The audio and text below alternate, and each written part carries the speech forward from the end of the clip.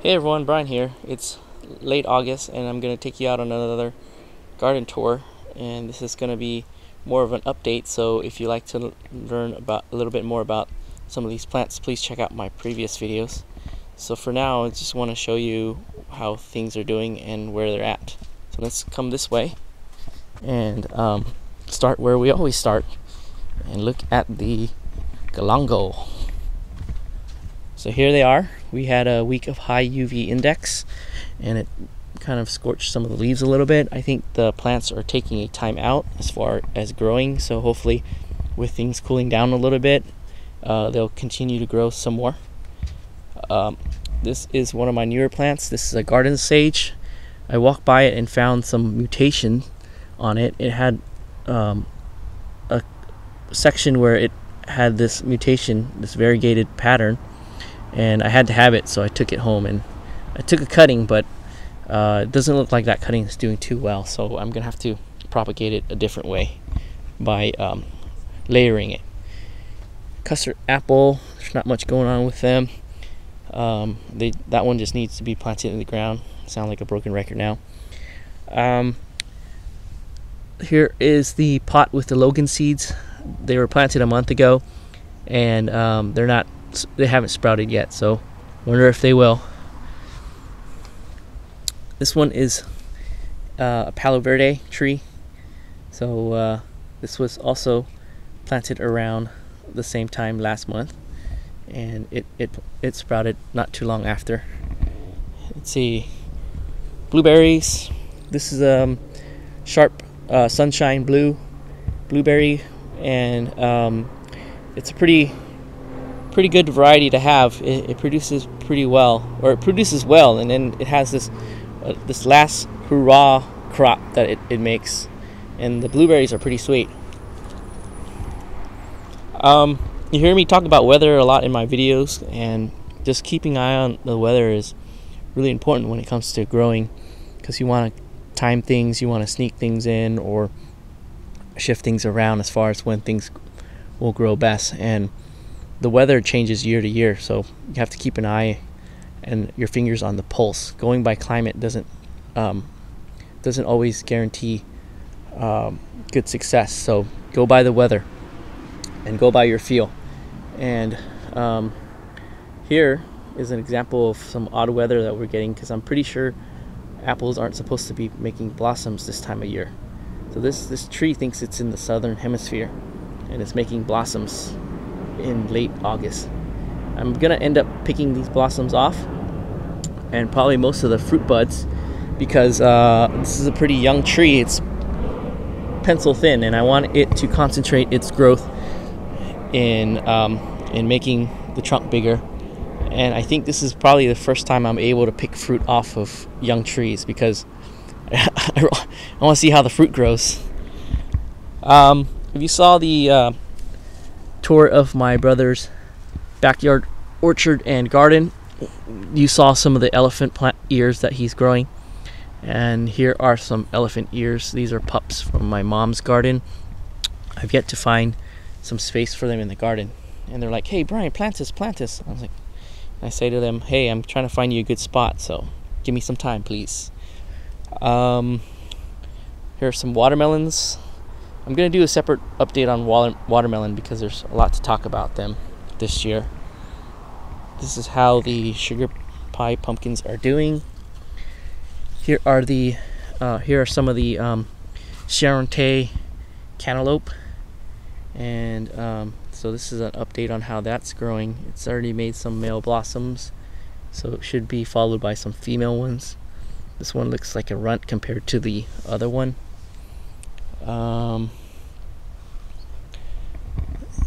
So let's move along. Here's the trellis to help shade the avocado and the butternut squashes filling in. We've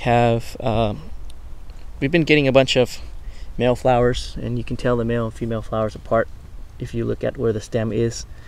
The male flowers don't have the baby squash at the end of it. So here's a male one. We had some female ones, but they didn't get pollinated, so you can see when they don't get pollinated, they shrivel up like this. And here's another one that didn't get pollinated. This one completely dried out. But here is another female butternut squash potential. And this, you can tell, is a female one because you can see the little butternut squash there. This is a volunteer mint. I need to find out what it is. I have one of 3 varieties growing, and I need to remember where I was digging, and that will help me track it down. I'm pretty sure this is spearmint. I have the Mojito mint and the Moroccan mint growing, and I don't remember digging around that area, so pretty sure that's what that is. Here are some garlic chive that I just never got around to eating too much of it, and it's gone to blossom now. So I wonder if I want to make a dumpling. Maybe I'll harvest these guys and make a dumpling out of them, but I'm feeling these stems, it might be too hard down here. We'll see. I think it's still edible. There's a bucket with purple potatoes that we can't really harvest until the watermelon's done with it. And we have a watermelon in the making here.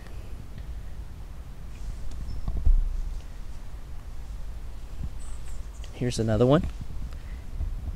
That's a sugar baby. I think this one is either with this one I'm not sure what it is. I think it's a Klondike, but it could be a yellow mountain sweet. This bucket with the Japanese cucumber is pretty much ready for its next phase, which means I need to harvest these guys. I'm seed saving them, so I have quite a few seeds. And then the Utah tall celery is finally seeing the light of day with the cucumber dying back. Let's go down this way. Here are some more watermelon being planted, and there's a watermelon back there. It's pretty big. Once again, I think this is a Klondike watermelon. I'm not going to touch it because you're not supposed to really touch the fruit, and I don't want to wreck it, but it's pretty big. Milkweed. Here's the milkweed. It's flowering now, and this is what the buds look like.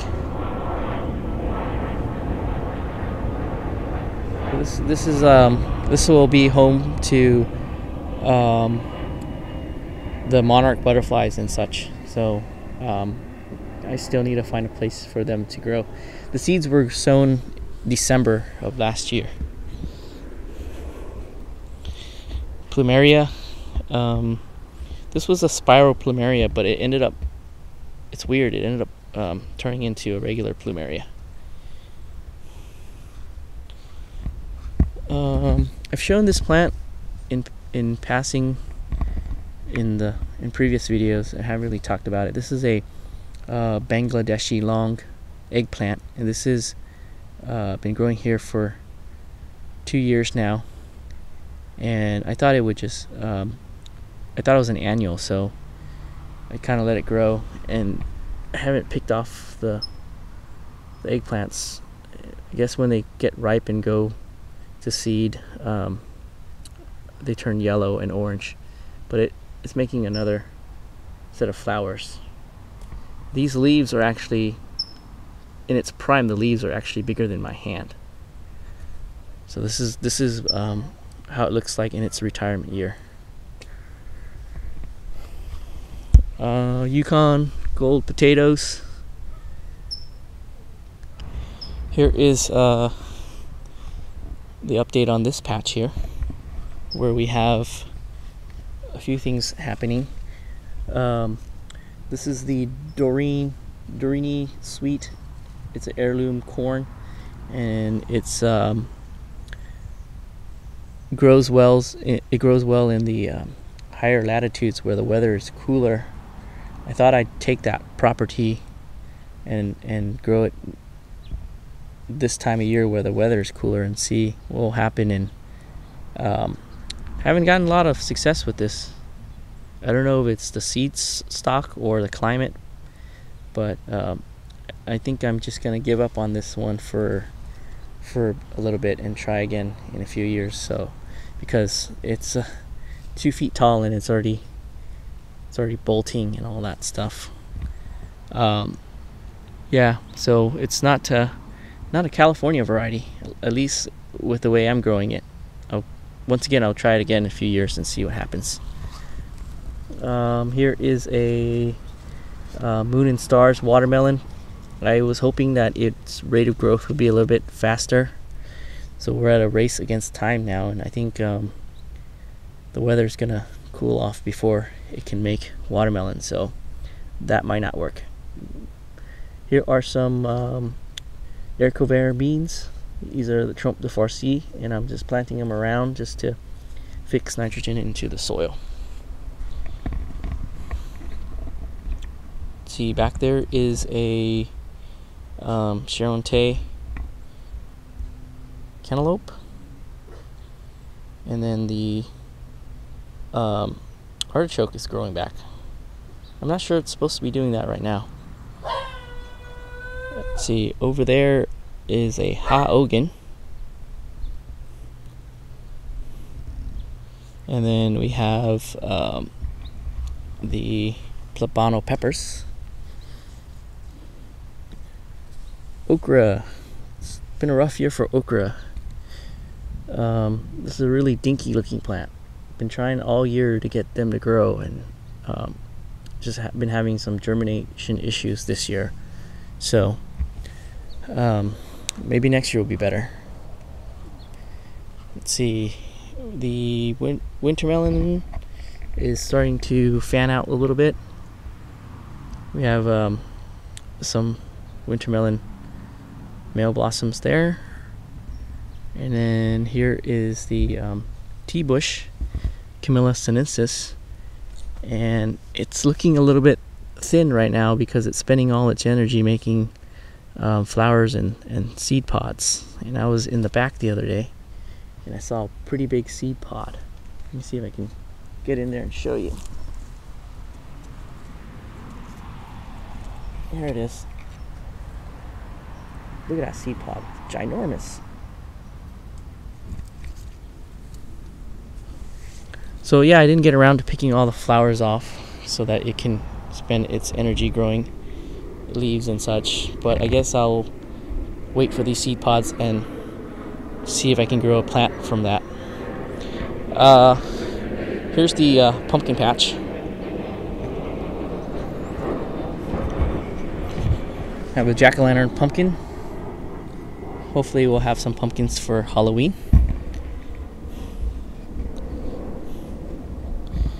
Here is the other pumpkin that I'm growing, and I wonder if you can guess what it is. Here's another hint. So I'll tell you what it is when it's harvested. And one of my goals was to use these pumpkins to provide shade to the grass, since I'm cutting back on watering the grass. And it's finally kind of taken off, so kind of let it grow where it's dry here. So if you see along where the pumpkin's growing, it's dry, so hopefully it'll provide shade to the dirt underneath and keep it nice and cool. Here are some watermelons.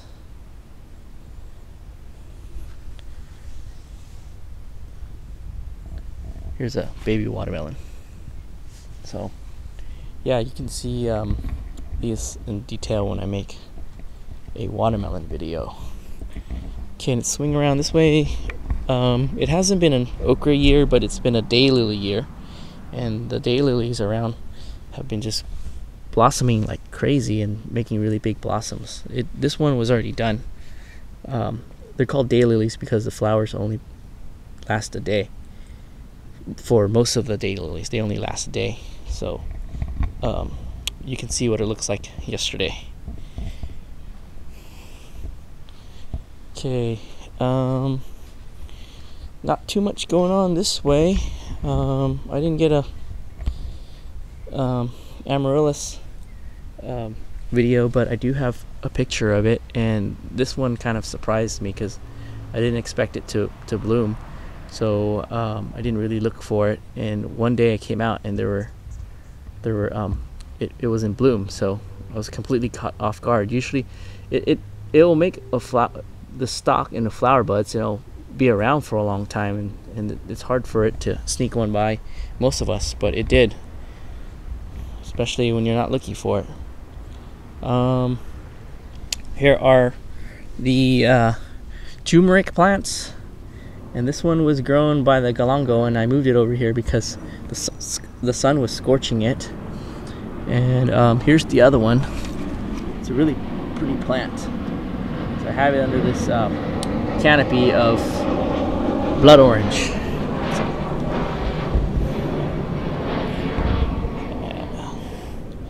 Let's see, I haven't been doing too many raised planter updates because it's not much going on. If you saw the holy basil video where I sowed some seeds, they've germinated. Look at all those little tiny holy basil plants, the Rama Tulsi. And then this is a black pearl ornamental pepper. I need to transplant this. This was here was supposed to be some, I think, a Basila hala peppers, and they never germinated, so I have to try again. Here are some Krishna Tulsi. I guess this pot was where I tried to germinate some Krishna Tulsi and they never germinated, and then I tried to germinate something else, but now they have the Krishna Tulsi. Let's see, this is the togarashi. I'm gonna let this all dry out and turn that into pepper powder. Some more peppers here. This is a jalapeno. This eggplant, I thought it was a black beauty eggplant, but it turns out to be a Thai eggplant.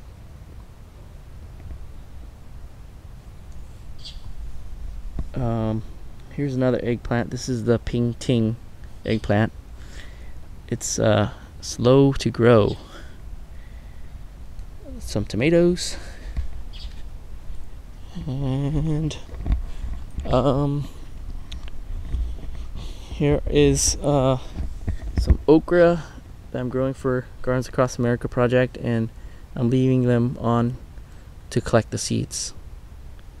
So this is the only okra that's doing well this year, and even still it took a long time for it to germinate, and it's kind of doing all right compared to previous years with okra around here. And yeah, not much going on in this raised planter. We're just going through another phase in the garden, waiting for the tomatoes to finish out, and once they do, I'll clear it out and plant some other things in its place, some winter crop. I see people from across the country, they're already starting their winter crop, and I tried, and my winter crop just hasn't germinated because it's been hot. Some shishito pepper.